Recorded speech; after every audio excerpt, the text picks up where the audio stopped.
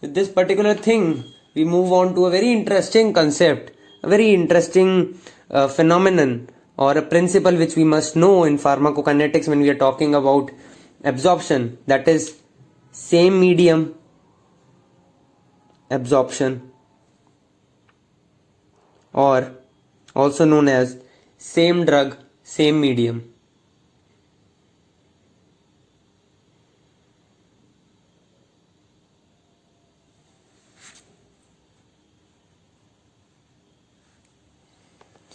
So this particular equation might be familiar to you if we have studied chemistry in class 11th and 12th thoroughly. pH is equal to pKa plus log I upon ui. We need to focus on what is pKa. So pKa is the pH at which a drug is 50% ionized. pH at which a drug is 50% ionized.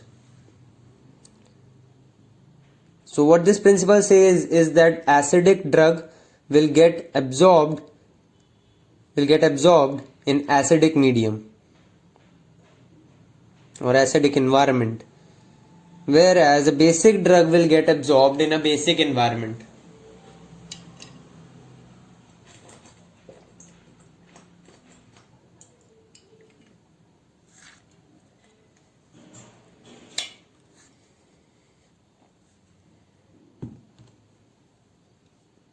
A very important application of this is the case of aspirin. Whenever we give aspirin, which is basically well known as salicylic acid, which is an acidic drug, when we administer aspirin, it gets well absorbed in stomach. Obviously, because it's an acid, it will get very well absorbed in acidic environment, which is best seen in stomach, owing to the presence of gastric juices. So let us say this is the stomach lining and we are seeing some beautiful columnar cells here.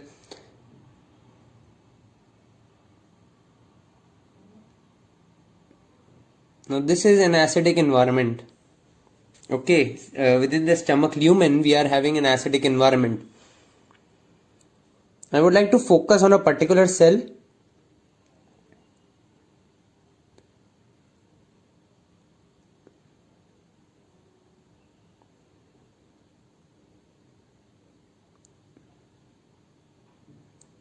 Just a minute. Okay, so we have aspirin here and this is well absorbed in the acidic environment. After absorption, this aspirin enters into the lining cell. Now this lining cell has a basic environment present in it. It's basic. So once aspirin enters, it gets trapped within the cell. When it gets trapped within the cell, what I mean to say is that aspirin absorbed enters the cell, but it cannot go anywhere. Concentration of aspirin within the particular cell increases, and this is the main reason why aspirin users get gastric ulcerations or stomach ulcers.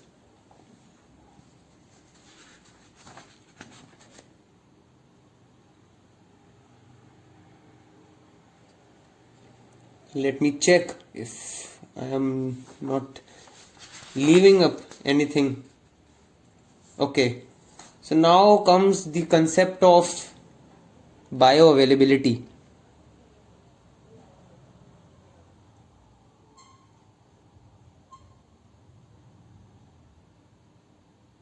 Just a minute.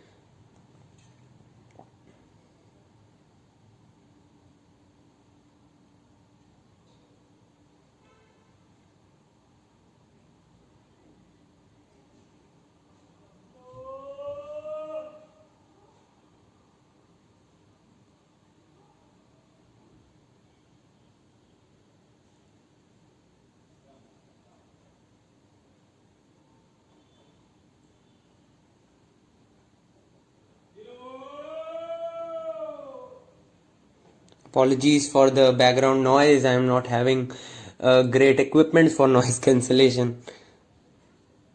Also, you must remember in this particular concept the specifications within this concept. So now we largely talked about the basic knowledge which you must have, but now let us go into the specificities. Since biological membranes are lipids, so whatever drug which needs to get absorbed through these should be lipophilic.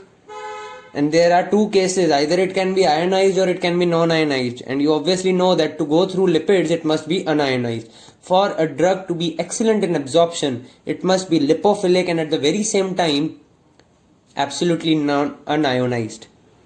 This kind of drugs get best absorbed, and also this particular drug must get ionized at the site of action so that it can give the therapeutic results.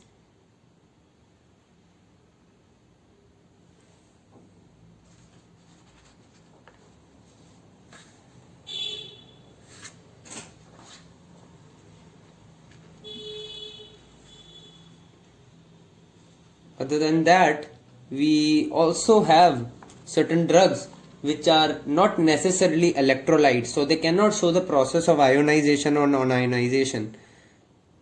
But let us first discuss what are IV drugs. See, IV drugs are the drugs which are given intravenously, which are directly injected in the blood. So they don't have to pass a biological membrane to enter into the bloodstream. So these are definitely going to be polar and ionized for best absorption. These need to be so. Otherwise, they won't be able to distribute well into the bloodstream.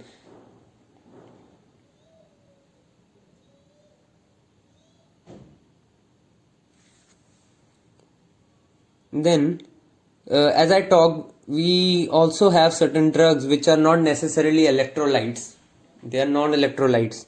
For example, alcohol. Alcohol being one of the non-electrolyte drugs.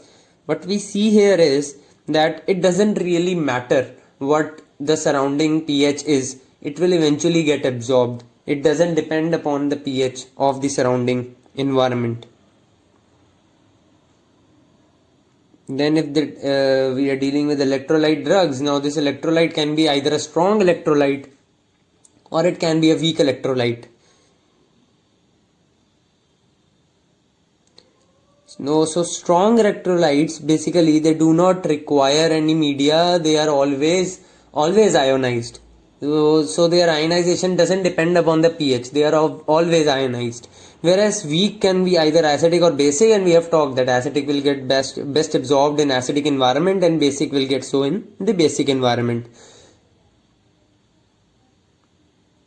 Now I think we must move on to the concept of bioavailability, a very important topic.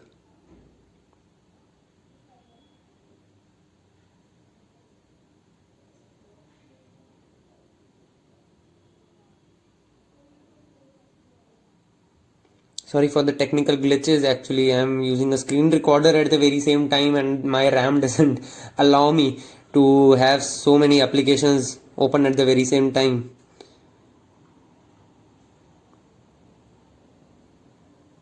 I think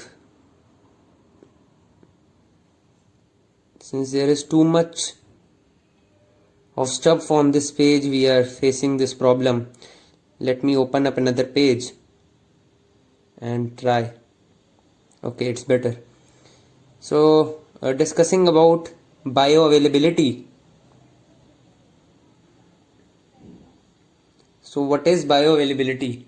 Bioavailability is denoted by the letter F, which means quantity of drug reaching the systemic circulation, quantity of drug reaching systemic circulation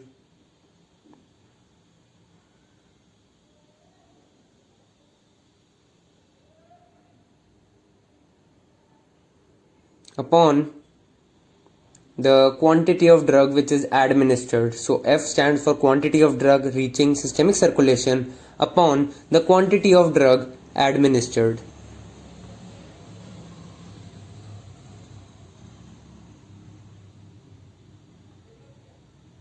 This F can be greater than 0.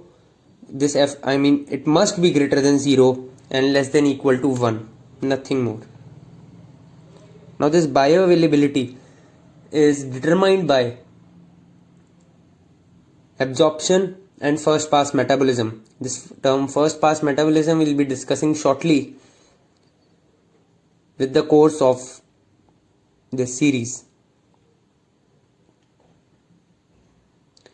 Now this bioavailability is also defined as the area of the curve, area of the graph under concentration time curve.